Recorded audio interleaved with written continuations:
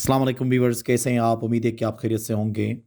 हम उर्दू ज़बान में अक्सर ऐसे जुमले इस्तेमाल करते हैं जैसे कि देखते ही देखते वो रोने लगा, देखते ही देखते उसने अंग्रेज़ी ज़बान सीख ली, चाय ठंडी हो गई है, अंधेरा हो रहा है। ऐसे जुमले हम अक्सर अपने रोज़मर्रा ज़िंदगी में इस्तेमाल कर रहे होते हैं। अब इनको इंग्लिश में जब हम ट्रांसलेट कर रहे होते हैं तो वो कौन-सा स्ट्रक्चर हम इस्तेमाल करते हैं, आज के इस लेक्चर में तफ़सीलन डिस्कस कर लेंगे। आज के इस लेक्चर में हम 2 इम्पोर्टेंट इंग्लिश स्ट्रक्चर्स डिस्कस कर लेंगे। आइए शुरू कर लेते हैं। पहला स्ट्रक्चर है हमारे पास sentence plus no in no time. Sentence plus in no time ये किस चीज़ के लिए इस्तेमाल होता है देखें। देखते ही देखते वो रोने लगा। यहाँ देखते ही देखते का लफ्ज़ इस्तेमाल हुआ, इसके लिए इन नो टाइम का इस्तेमाल करते हैं, मतलब बहुत जल्दी के सेंस में ये इस्तेमाल होता है। अब इसका ट्रांसलेशन होगा देखें।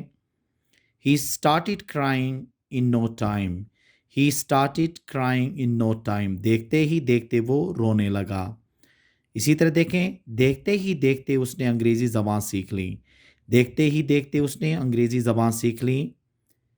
He learnt English language in no time. He learnt English language in no time. देखते ही देखते उसने अपना होमवर्क कर लिया। देखते ही देखते उसने होमवर्क कर लिया। He did his homework in no time. He did his homework in no time. In no time का इस्तेमाल हम किस चीज़ के लिए करेंगे? देखते ही देखते कहने के लिए या बहुत ही जल्दी के सेंस में यहाँ पे इस्तेमाल हुआ है।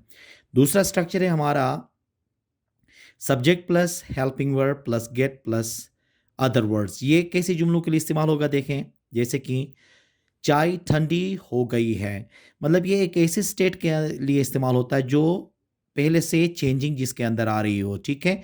तो उसके लिए गेट का हम इस्तेमाल कर लेते हैं। जैसे कि इसका तर्जुमा क्या होगा देखें। T has got cold. T has got cold. चाय ठंडी हो गई है कहने के लिए। इसी तरह से देखें, पानी गर्म हुआ है। पानी गर्म हुआ है। Water has got hot. Water has got hot.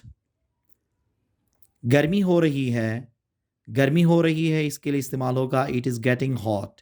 It is getting hot. अंधेरा हो रहा है। अंधेरा हो रहा है। It is getting dark. It is getting dark. तो किसी भी स्टेट के अंदर जब तब्दीली आ रही होती है या आई होती है तो उसके लिए हम किस चीज़ का इस्तेमाल करते हैं? गेट का इस्तेमाल कर लेते हैं। अब ये हेल्पिंग वर्ब क्या होगा? टेंस के हिसाब से ये चेंज होता चला जाएगा। उम्मीद है कि आज का ये लेक्चर आपको पसंद आया होगा। Thank you very much.